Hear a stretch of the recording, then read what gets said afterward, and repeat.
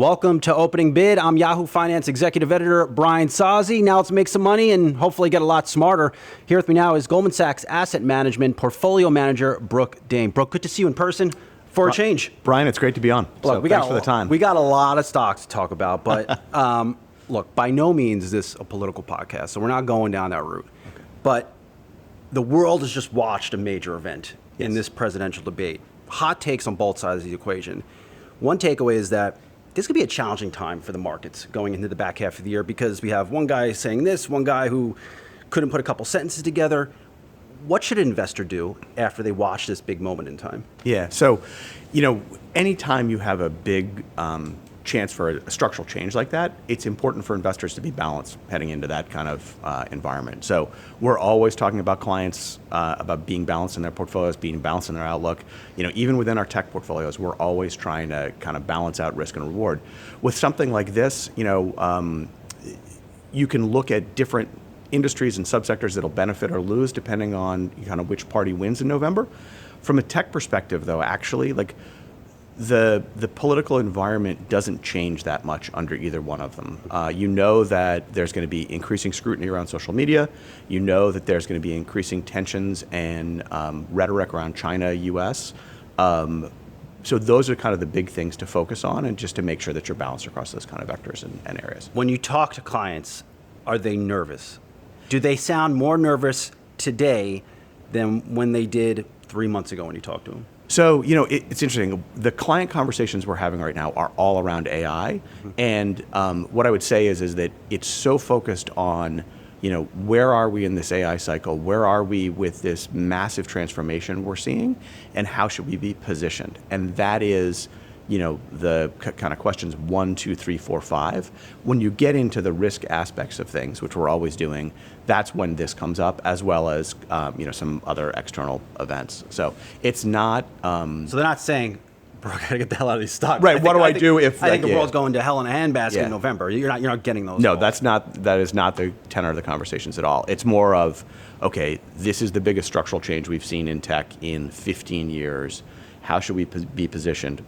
What do you think about the risk rewards out here? How do you think we should be approaching taking advantage of this? So. Are there key winners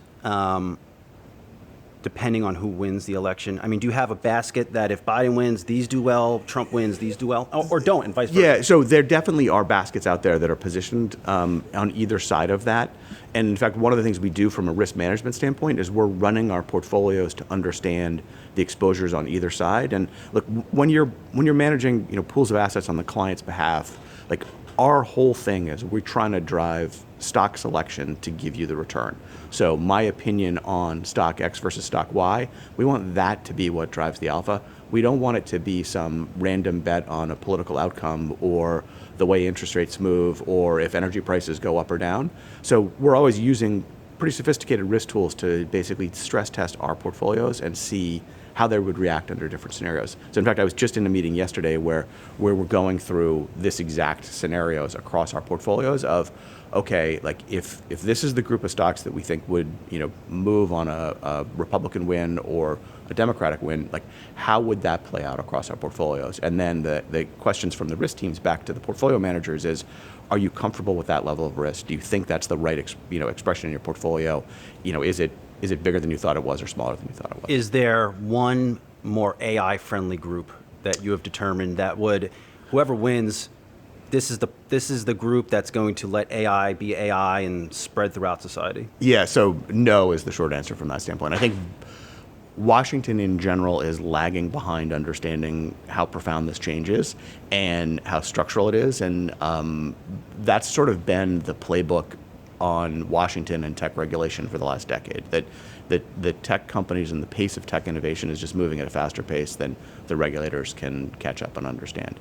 Actually, from a regulatory standpoint, we're probably more focused on what's happening in Europe than what's happening in the US because the European regulators are more aggressive in kind of their stances and how they're pursuing things. How do you see regulation in the US? How do you see that playing out over the next 5 years? Yeah, so I think that, you've seen this incredible concentration in the U.S. market. Both, obviously right now in this moment of AI, you've seen, the narrowness of the market. and then also on the social media side and these mega scale tech companies, they are becoming so incredibly large and impactful that I think you can't not discount the risk that at some point the regulators get more aggressive. The problem is that the tools the regulators have aren't particularly adapted to the current reality. So, we're always watching it and thinking about kind of how could this change and how could this impact stuff. Is this a potential decade of tech breakups? I don't think so, honestly. Like we talk about that a lot and think through those things, but there isn't a tool. What does it even look like? Yeah, well, I mean, some of them you could understand how different businesses could separate from the main, but it's very hard to see what regulatory environment there is that would force that kind of outcome. So you mentioned having more concern about Europe. What is Europe doing on the regulatory front compared to the U.S.? Yeah, so the two things to watch on the European side is with the privacy rules that they've put into place. There's something called the DMA. First of all, it limits the ability of some of these companies to use the data that they have as effectively to drive revenue. So one of the things that before we even talk about Gen AI, like classic AI has had this incredible impact across social media platforms where they can really drive attention and time spent because their algorithms are just better at engaging you and keeping you, focused on your phone instead of the world around you. The European regulators are trying to limit some of these companies' ability to use the data they have, and then they're backing it up with real impactful fines and meaningful things. And so from that standpoint, there's more teeth in the regulation. It has more real business impact in the ability for large platforms to grow and to scale.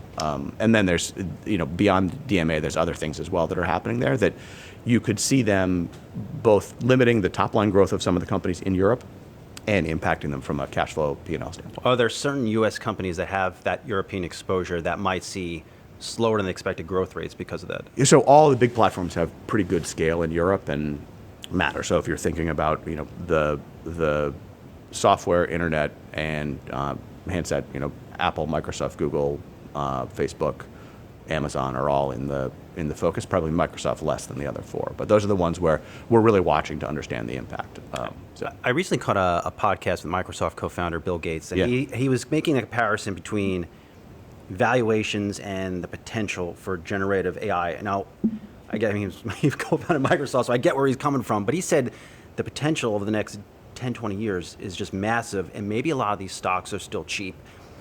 Help us understand, what are you seeing from a Gen AI perspective that would make stocks that are trading 3-4 times the market multiple cheap? Yeah. So, when we firmly believe that this is a profound change in technology. We were just out in the Valley meeting with everyone from the CEO, CFOs of the world's largest companies down to the leaders of these private frontier model companies. So literally, I'm just back from that trip, and what I would say is that the step function changes that we've seen are just the beginning, and what we're going to see from these tools over the next 2, 3, 4, 5 years is incredibly profound. And we do think it's going to drive this kind of massive increase in productivity across the white collar workforce, and is going to fundamentally change the way people work and interact with technology. The other thing though is that we're so early, and with I've been a tech investor for a long time and been doing this for a bit. These things don't move in straight lines. You have these periods where you have incredible excitement and incredible acceleration in businesses, and then you have a digestion period, and then you get the next kind of knee in the curve. And so, from our standpoint, we're really focused on trying to answer some big questions about what we're seeing here.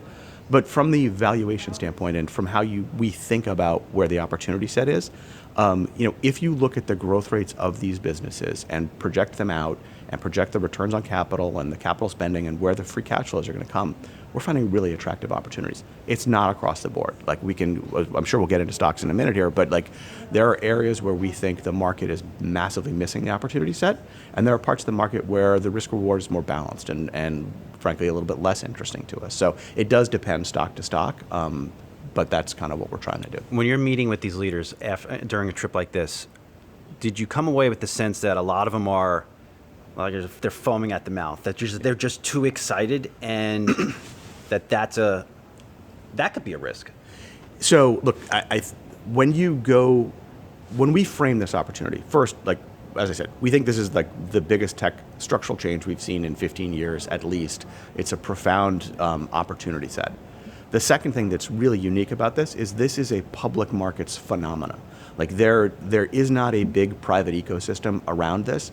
We're not thinking that there's going to be a tremendous amount of disruption. If you look at every single past tech wave, the incumbents lost because the newer startups were more nimble. The incumbents were kind of tied to legacy architectures that didn't adapt, and so that created the openings for the next generation of companies. Whether it was first, the Salesforces in the move to the cloud, or then the move to mobile with Google and Facebook. Like those guys had better architectures at the time; they were able to scale. It's different this time, and the power of data and incumbency is incredibly large and profound and matters. So our bias coming in here, first off, is that this is a public markets event. Mm-hmm. There's going to be some private companies, and obviously the frontier models will come public at some point in time, but there's not this vast tail of privates out there that are going to disrupt the baskets of big companies that we know today. So that's particularly intriguing to us. The second point around this is that right now all of the activity has been around the infrastructure build-outs and all the chips and the networking and the semis. We think that the next leg of this is on the software side, and that's where we're really excited and really doing a ton of deep work. All right, hang with us, Brooke. We're going to take a quick break, but don't go anywhere. We'll be right back.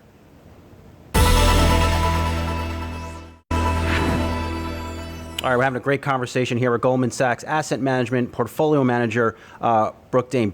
You mentioned, Brooke, that you have seen a couple of these cycles in your lifetime. I mean, I thought you were 25, but it is what it is. Compare this period, this excitement, this boom to that tech run up in the late 90s and 2000. I was reflecting back on an earlier episode of Opening Bid. We talked to John Chambers, of course, CEO of Cisco. Yep, I know John. Lived right through that period. He did say this time feels different compared to that time when the internet was just emerging, but I'm curious on your take. Yeah, it's a very different environment. It's a very different market. So first off, the businesses that we're looking at are generating free cash flows, are generating revenues, there was no driving cash. business. There was no cash. They had cash. Yeah, exactly. They had something, maybe no. Something. So just the starting point, these are real businesses with real gross margins, free cash flow, ability to grow, all of those things really It's a huge matter. difference. Yeah, and then secondly, the starting point on valuations isn't anywhere near the same range it was during the bubble, right? So, even the stocks that have performed incredibly well over the past year, it's largely been earnings driven. So sure, multiples have come up a couple turns, but it's not like they've gone up, 15x. So from our standpoint, we are, obviously very focused on what are we paying for the assets we're buying. We're all about risk reward. We're all about understanding future cash flows. Honestly, things look really attractive to us, especially if you start to get inflections in growth in other parts of the market that we haven't seen today. So it's very different from what it was back then. And also, the other thing is that back then there was just so much excitement that stocks would move on news announcements and rumors and just randomness. Chat board speculation. Yeah. I actually remember, a little digression here, but I was an investor, through the late 90s, and then I went back to business school in 98. And I remember going to business school. I went to Cal, go Bears. When I first started school, all my classmates were day trading stocks. Big red flag. I was like, wait a minute. I grew up as an investor. I've learned how to do this stuff. How are you making this much money, swapping stocks? So anyway, but different environment now. There's definitely some retail activity going on out there.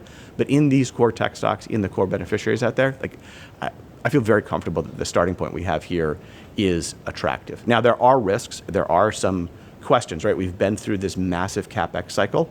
We've only seen a couple of interesting application loads to take advantage of that. We need to see more applications. We need to see the game-changing things that we think we're going to get, but it's early still. So that's, yeah. Well, I have one for you, memory for you now that you brought that up. So I think it was 99 or 2000. I was getting ready to graduate from high school, and I was playing the Yahoo Finance stock investing game. It was nobody had this thing at all. You picked a bunch of stocks, and it was a fantasy stock game. Yep. Global Crossing was my first pick. I have no idea why I picked it, didn't know what the hell I was doing. Yeah. What was it, GBRX, maybe the symbol, whatever it was, but you were just caught into this hype. Yeah. And to your point, I don't think it feels like that. No, it's very different, and there's a very different tenor. And actually, if you look at how these stocks are trading, and even more recently, like as you went through this last quarter, you saw how quickly the software universe pulled back on very rational reasons, but that to me is actually an encouraging sign, right? Hey, first of all, it gave us a great opportunity to build positions in companies that we love and that we think are going to compound out at high rates. But also the fact that the market was like, hey, wait a minute, these companies didn't do quite as well in this quarter as we thought, and then said, okay, let's take them down and re-rate them down on the negative side. I want to get into your future tech leaders equity ETF, but I think before we get there, we have to just at least acknowledge what's happening with Nvidia. Now, we just had a valuation discussion. Yep. Maybe I'll impress you here, maybe I won't, whatever it is. Nvidia's forward price to sales ratio, 21 times. Microsoft's at about 12 times. I think Apple's at 8 times. Does an Nvidia, which I think impacts a lot of companies in here by some measure, are they really worth it? Are they really doing something to warrant a 3.4 trillion market cap? Yeah. So let me frame this out a little bit for you. So first of all, I talked earlier about how there's lots of questions we're trying to answer and we're trying to figure out the solutions to. And I'd love to pretend like I know exactly where AI is going over the next 5 years, but like we're all trying to understand and put the pieces together to derive investment theses and action in our client accounts. The chip discussion around generative AI is a fascinating one, and there's lots of nuance to it. So first off, first order of magnitude, we're seeing the initial CapEx builds of all these data centers to run architectures that can run these models. That has massively benefited Nvidia. They have this incredible moat because of their software ecosystem, and because, frankly, they've got that wonderful flywheel of having developers, having a bigger installed base, having good software that then attracts more developers and then attracts more installed base, and it's performing exceptionally well. That said, like one of our base thinkings in the world is, in general, capitalism works, and they're making huge margins right now across what they're doing. You're seeing the big hyperscalers right now invest heavily in their own ASIC chips, so chips that they're designing themselves to run these workloads within, GCP and AWS and Azure, to help basically reduce the cost structure and compete with Nvidia. So we're always balancing in our investments and our thinking about stocks two fundamental things. Where are we different than the market? Like what's the fundamental outlook, the thing that we have that we think the market has yet to understand about a business or a company? And then what are we paying for that asset? And we're always balancing those two things to figure out position sizing, how we build portfolios. Oftentimes, like you can be in a stock that you have incredible fundamental strength and power in the near term, but you think is running up against reasonable outcomes of fair value, and then you start to think about position sizing with that. But you don't want to. You want to respect the fact that the fundamentals are so powerful, and that you can be wrong about how long and how powerful they can be. That was a long way of not really exactly answering the Nvidia question, but what I would say is that we're super excited about the rest of the chip ecosystem. So they will have competitors. I mean, I think there's just this thinking on Nvidia that over the next 20 years, it's just Nvidia and nobody even exists, and this company has a clear path to a $10 trillion market cap. Yeah. So there's very little likelihood that there isn't competition out there, and in fact, we think the ASIC guys are doing an incredible job and likely to build scale. That said, Nvidia is not standing still either, and they're trying to forward integrate actually up the stack in some interesting ways. So we really like the ASIC chip vendors right now, and companies like Marvell, which has been a long-term holding of ours, is one of our top positions across our funds. We think the market does not appreciate how big the ASIC AI chip opportunity is for them, and we get good. Yeah, and what's the play? Because that's what I highlighted. So your top three holdings, if I got this right, KLA, Marvell, and Micron. Yep.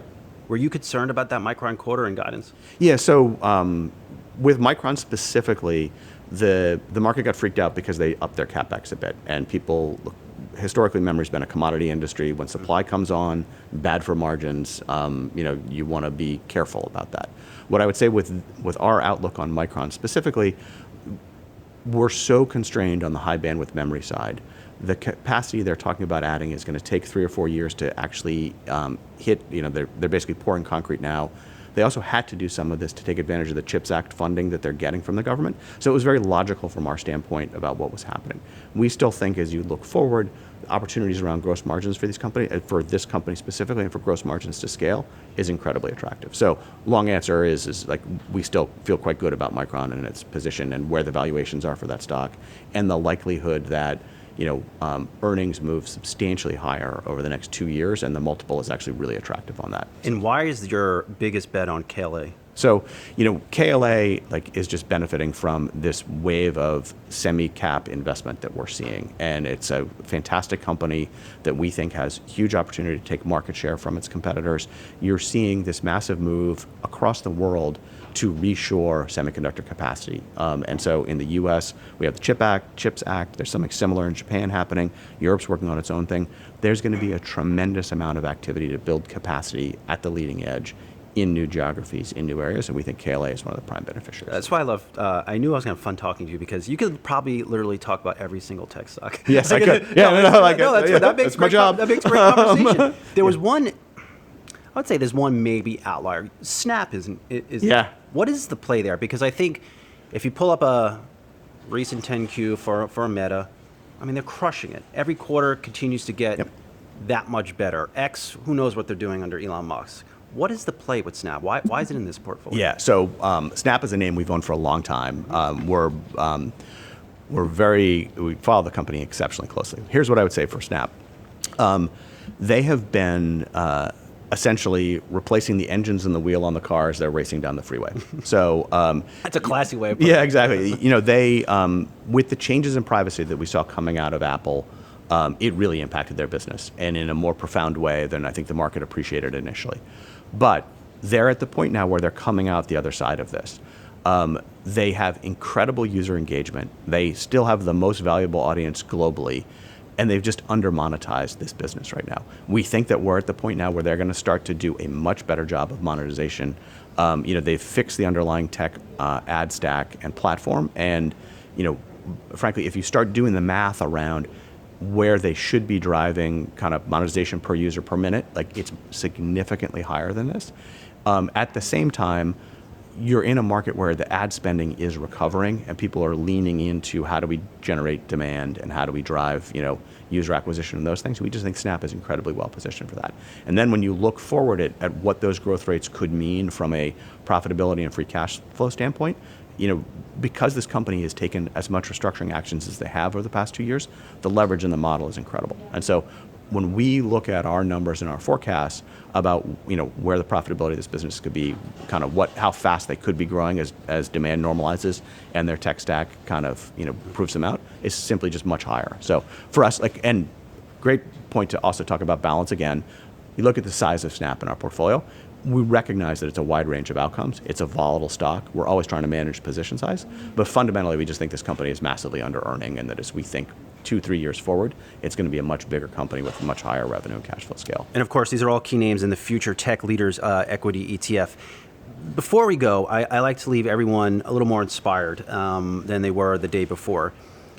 For investors that are out there watching a lot of these tech stocks seemingly go up every single day, how do you go about picking a great tech stock? Yeah. How do you know you're not going to be left? I mean, I guess you never know, but how do you know you're not going to be left holding the bag at, let's say, Nvidia? When you buy it, it's now at a top and it's going to go straight down. So one quick thing that I tell all the investors that I speak with is, first of all, this is the most important sector in the market, bar none. The changes we're seeing here are going to drive huge alpha and wealth creation for people. Secondly, this is the most important part of the market to be active investors in. You can't buy passive benchmarks around this because they're completely misaligned with where the future's going. The third argument I'd say is hire someone who's a professional who's looking at these things, and hopefully it's Goldman Sachs and the Future Tech Leaders Fund or the Tech Opportunities Fund, but have professional help. But then do your work. Understand where you think the growth rates of these businesses are, what their free cash flows are, and honestly lean into a little controversy. Well said. Goldman Sachs Asset Management Portfolio Manager Brooke Dane, good to see you. I could do this all day with you, but unfortunately we have to go. Brian, thanks for the time. That's it for the latest episode of Opening Bid.